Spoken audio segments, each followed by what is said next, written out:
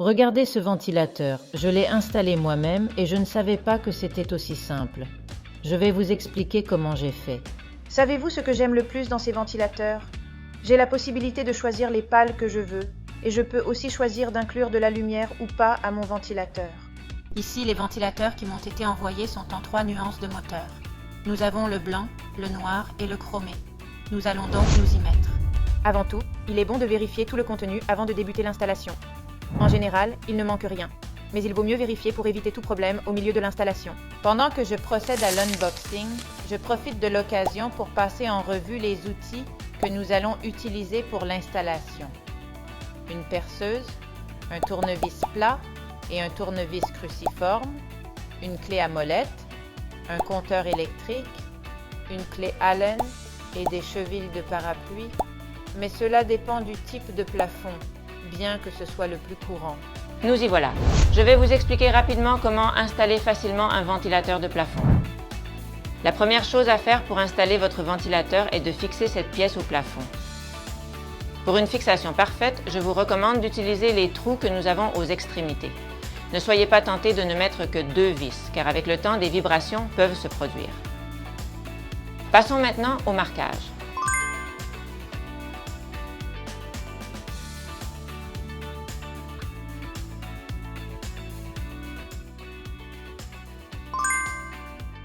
Pour éviter de salir votre intérieur, je vous conseille de couper la tête d'une bouteille et de la mettre au sommet pour que toute la poussière y tombe.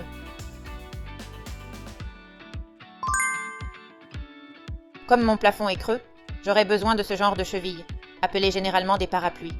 Ce qu'il faut faire, c'est appuyer un peu, puis entrer directement dans le trou et appuyer. Nous retirons cet écrou pour installer notre pièce.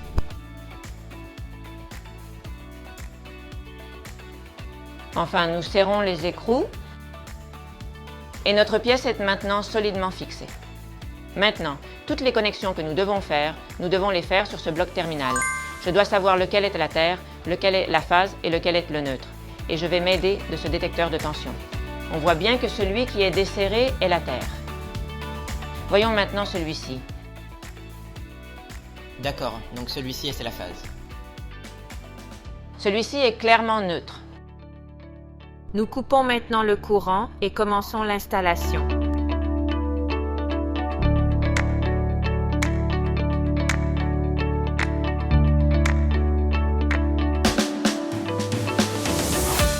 Les connexions qu'il nous reste sont faciles à assembler. Nous n'avons besoin d'aucun outil. Le montage du moteur commence par le choix de la barre d'extension. Tout dépend de la hauteur du plafond. Par exemple, dans le cas de ma maison, comme il s'agit d'un toit normal, j'aurai besoin de la plus petite taille de barre. L'autre ne me servira pas. Et regardez ce que nous avons ici. Il s'agit d'une barre d'extension. Qui est de la même couleur que le moteur. Mais je ne peux pas la monter parce que mon toit est un peu plus bas. Si je la mettais, je risquerais de me cogner la tête contre les pales. Mais regardez comme il est facile de connecter cette barre d'extension à notre moteur. Nous avons par ailleurs le choix entre 6 teintes différentes. La barre d'extension maintient le moteur en place. Pour la mettre en place et faire passer le câblage, nous retirons la goupille et les 2 vis. Nous devons démonter la barre d'extension. Pour commencer, enlevons la goupille en utilisant un tournevis que nous pousserons à l'intérieur pour la retirer plus facilement. Il sera ainsi plus facile de l'enlever. Nous allons maintenant retirer la vis sur laquelle se trouve la rondelle, car cette vis est une vis de blocage. Elle sert à fixer le support un peu plus pour qu'il ne vibre pas. Nous allons ensuite retirer avec précaution la vis sur laquelle se trouve la rondelle. Nous allons la retirer avec sa rondelle. Elle s'est détachée. Nous l'enlevons, nous la laissons ici pour ne pas la perdre. Nous avons maintenant démonté notre barre. Il est maintenant temps de faire passer les câbles qui alimentent le moteur et nous devons les faire passer par la barre d'extension. Mais nous devons garder à l'esprit que la position doit être correcte pour que nous n'ayons pas à la démonter à nouveau. La barre a 2 côtés, l'un avec 2 trous et l'autre avec 3 trous, donc les 3 trous sur le dessus. La deuxième chose que nous allons mettre en place est cette garniture. Nous allons la placer dans cette position. nous allons la laisser à une hauteur moyenne. Nous allons passer à la deuxième garniture que nous allons placer avec le côté noir vers le haut.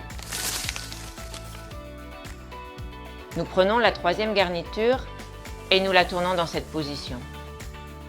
Une fois terminé, nous pouvons passer le câblage dans la barre. Bon, je fais passer le câblage dans la barre. Nous allons soulever la garniture.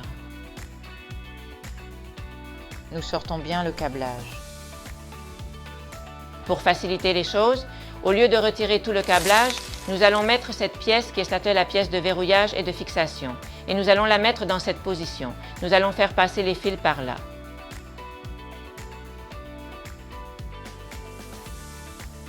D'accord. Nous allons amener la pièce ici. Une chose importante, vous pouvez le faire sans crainte, sans inquiétude, parce qu'il ne va pas tomber. Cette garniture est un peu plus sûre et nous pouvons travailler tranquillement. Maintenant, nous passons le câblage. Nous passons le câblage et rapprochons la barre du moteur. Voyez comme cette étape est facile à réaliser. Nous allons connecter cette broche, nous allons passer la broche à travers les trous. Voici notre barre. Et nous allons rapprocher la pièce de verrouillage pour qu'elle s'adapte à la fente qu'elle a. Une fois qu'elle correspond, vous allez voir qu'elle correspond également aux deux trous qu'elle a ici. Ce sont eux qui nous permettent d'insérer la vis dans la fente. Voici la petite vis.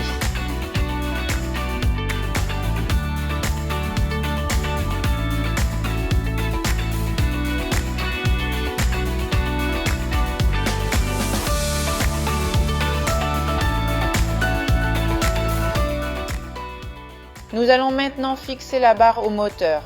Il faut desserrer un peu le boulon. Une fois installé, vous constatez que les trous correspondent. Insérons la goupille. Et une fois que la goupille est en place, Serrez un peu la vis.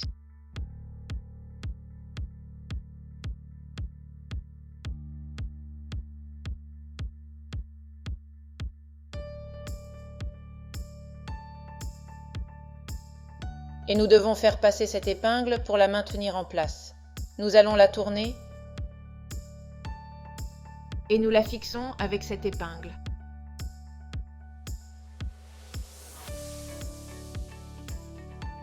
elle résiste un peu et nous l'avons. Une fois le moteur monté, nous allons le suspendre. Maintenant, nous allons mettre le moteur en place. Nous allons le faire passer par le support.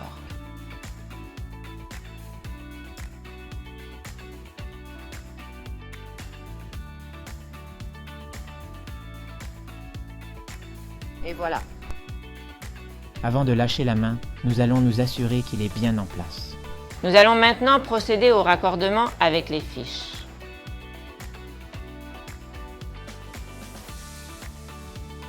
Ce dispositif est le contrôleur et il n'a qu'une seule position. Nous allons donc faire attention au fil. Nous faisons passer Le câble jusqu'au bout.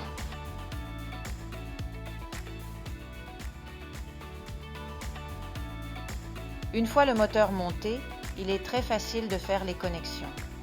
Nous terminons donc les connexions.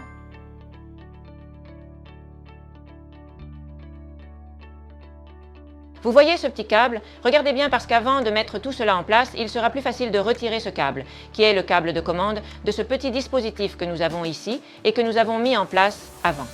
Laissez-le ici et une fois qu'il sera en place, nous le retirerons un peu. Nous allons ranger tous les câbles.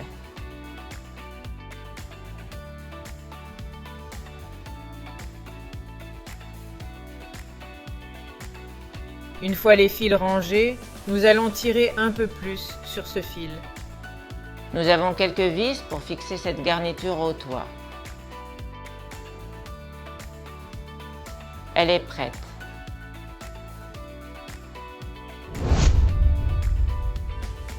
Et maintenant les pales. Il est évident que vous devez choisir la couleur et les matériaux qui vous plaisent. Mais ce qui est très important à prendre en compte, c'est qu'avant d'acheter, nous devons connaître le diamètre des pales, car en fonction de leur taille, elles atteindront plus ou moins 2 mètres carrés.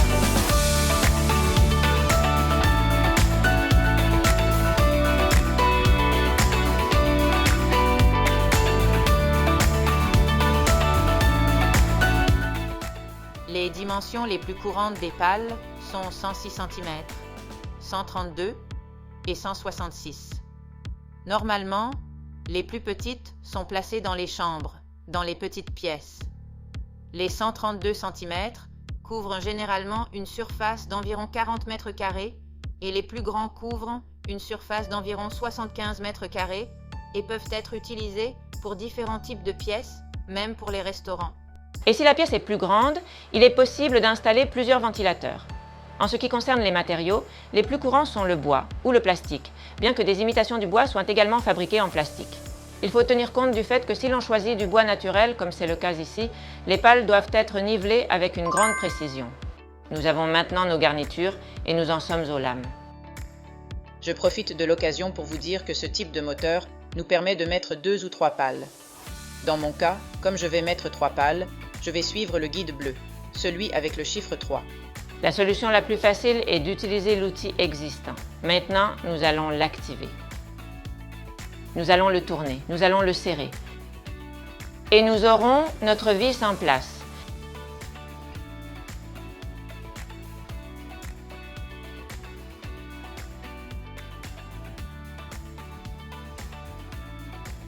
Nous devons d'abord retirer les vis avant de mettre le connecteur en place. Nous retirons les vis.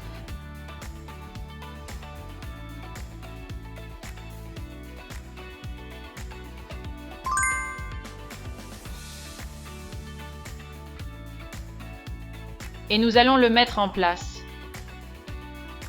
Nous faisons passer le fil. Ce fil est le fil de la lumière.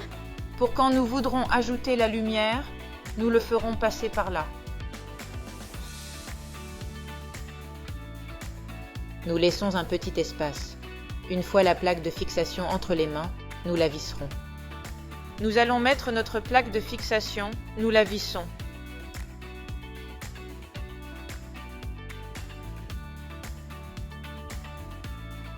Nous laissons passer le fil d'éclairage.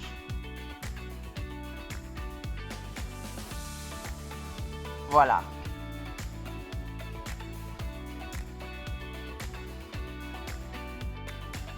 Nous allons finalement d'abord mettre ces vis, ce qui va nous aider à fixer notre plaque de fixation au connecteur.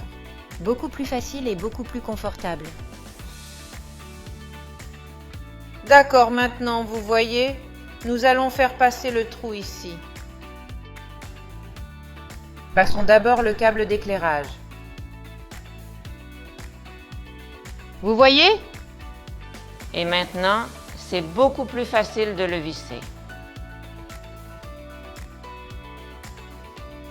Maintenant, Nous allons ajouter le capuchon à notre garniture. nous le tournons.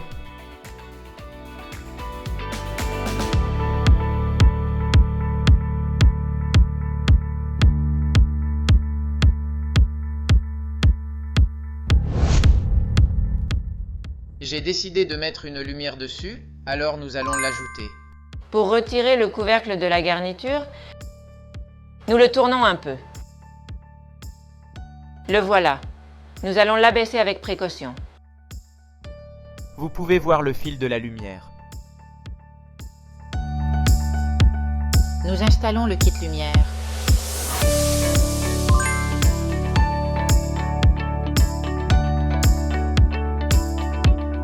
Nous allons le tourner un peu. Voilà, c'est ici. Je l'ai déjà tourné un peu et je l'ai fixé ici. Je vais prendre la vis ici.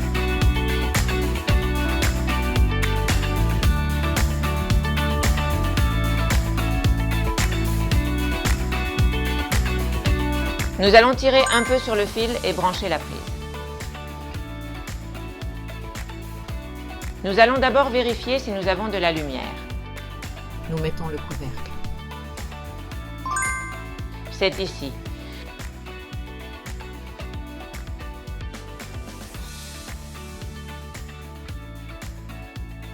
Et maintenant, nous avons notre lumière. Mon nouveau ventilateur de plafond est étonnamment silencieux et extraordinairement confortable. Je l'adore. De plus, il apporte beaucoup de joie à mon salon, et mes chats l'adorent aussi. Il ajoute certainement beaucoup en comparaison avec la consommation d'énergie ridicule qu'il possède.